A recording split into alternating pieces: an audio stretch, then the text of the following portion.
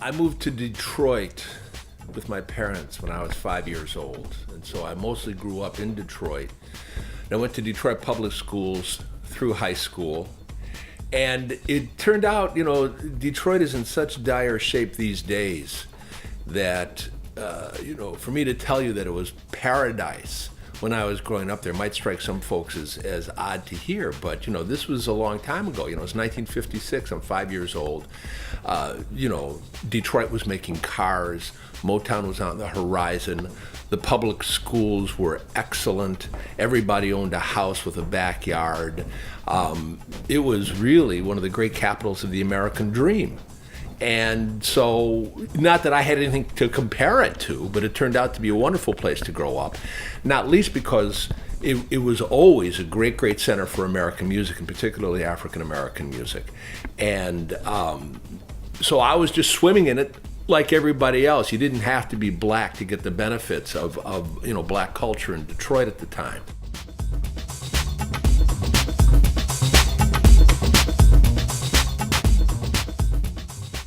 There are more opinions than ever before. I don't know that there are any more, there are a greater number of reliable opinions than there ever used to be.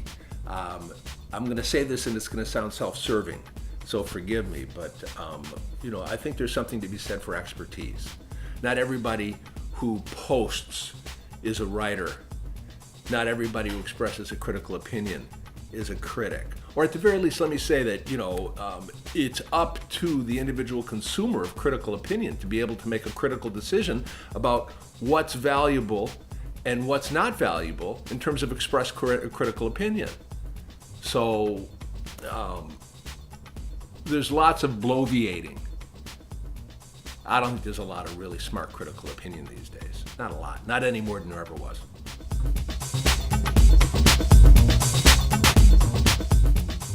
This is going to sound, I'm talking now to, an outpost of Brooklyn hipsterism, so this is going to sound square as hell, I suppose. The New York Times arts critics team is magnificent now. It's just about unbeatable, and I've been reading it nonstop for 40 years. But on the musical side, if there's ever been a better daily pop music critic than John Caramonica, I've never encountered him. And I'm somebody who was a huge fan of Califacene before him, and any number of Times critics before him, but he is undoubtedly the single most perceptive music critic working in America today. There's no question about it. Likewise, I like their arts critics. What's my man's name? Holland Cotter, who writes about the arts. Completely brilliant. Right? That is fine art. But let's just say Michiko Kakutani writing about books is fantastic. Dwight Garner writes about books. He's fantastic. I love to read what they read. I'll read Caramonica on artists that I can't even pretend to give a shit about, just because he's writing about them. If he writes about it, I want to read it. Likewise, he writes about fashion. I can't pretend to care about fashion. He's got a column called The Critical Shopper. Fascinating to me. And I wouldn't go within, I wouldn't go into any of those stores if you paid me.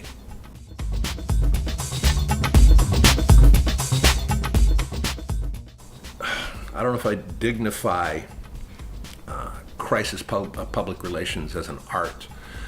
It pays to be savvy about media. I think that anybody who is in show business or who's in media develops a kind of a savviness over the course of time. But I was working with younger artists and they were inexperienced, and so I was able to help speed that process.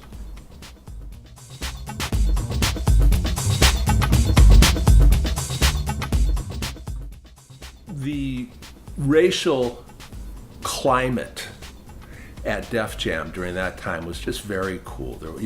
It's not to say that we didn't recognize that, this person was black and that person was white.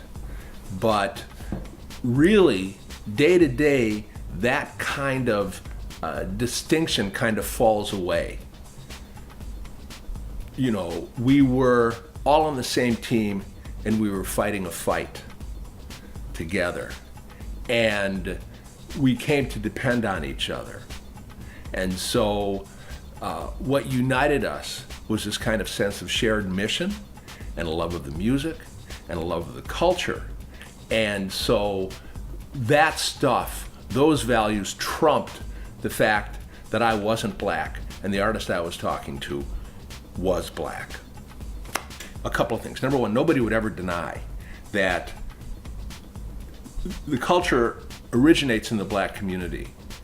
Hip hop is African American culture. Having said that, from the minute it moved out of the Bronx and out of uptown Manhattan, upper Manhattan, to downtown New York, and then from there to the world, there were people who weren't black who had a lot to do with the development of the culture and the dissemination of the culture. And the black creators understood that and accepted that for the most part. I mean, the very earliest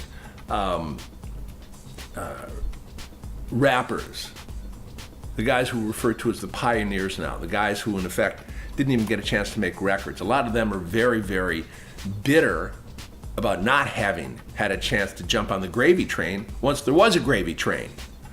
But I don't think that comes down to race necessarily. The single most important promoter of hip hop was a black man named Russell Simmons. He had the kind of talent that any number of his black predecessors in management and on the business side of the culture didn't have. So, the success of the culture hasn't just always hinged on race. On the hip hop side of the music business, from the very beginning, it seemed as if black folks and white folks and Asians and Latinos could find a way to work together without race defining everything that happened between them.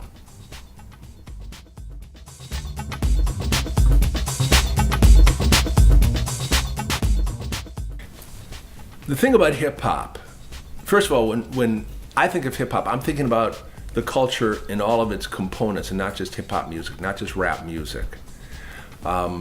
So with regard to hip hop at large, it's become so big, it's become so various, it's become so global. It's kind of hard to grasp it all. When I hear a rapper today speaking about women as sex objects, I'm offended, but there are times when I'm disarmed because of the power of the music. And I can't hate the culture at large. I love the culture at large. I honor hip hop. I'm amazed by hip hop. This is a world movement that emerged during the course of my lifetime from a tiny little community in the outer boroughs of Manhattan. And it took over the world, and it took it over in a variety of different forms. And the general thrust of it has been so positive in world culture, in my opinion. It's added so much humor and so much style and so many wonderful beats and so much tremendous poetry. I mean, take, just to give you an example, somebody like Biggie Smalls, okay? He's already an older artist, but, as a human being, if you take a look at the content of his, and he's a Brooklynite, by the way, you take a look at the content of his raps, it's appalling. If you try and measure him against the standard of political correctness, you're going to vomit. Horrible values, okay? Guess what? He's a supreme poet. And the sound of his voice and how he says what he has to say is so seductive and so artful that to me it discounts, or at least it militates against my distaste for his politics.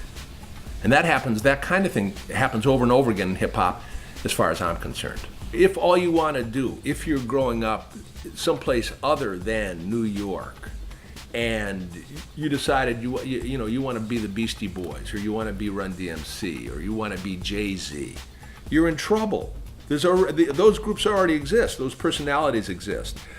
And there's no future in being a second-rate imitation of an artist that's already established himself. You're forced to tell your own stories in your own voice, in your own language. And that's what happens over and over and over again globally. And, I think it's very much to the credit of hip-hop that it is that elastic. That's why we're still talking about it and why it's still a vital art form in 2012.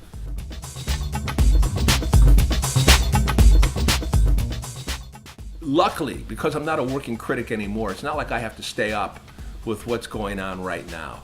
My kids turn me on to things. I had a friend turn me on to Azalea Banks recently.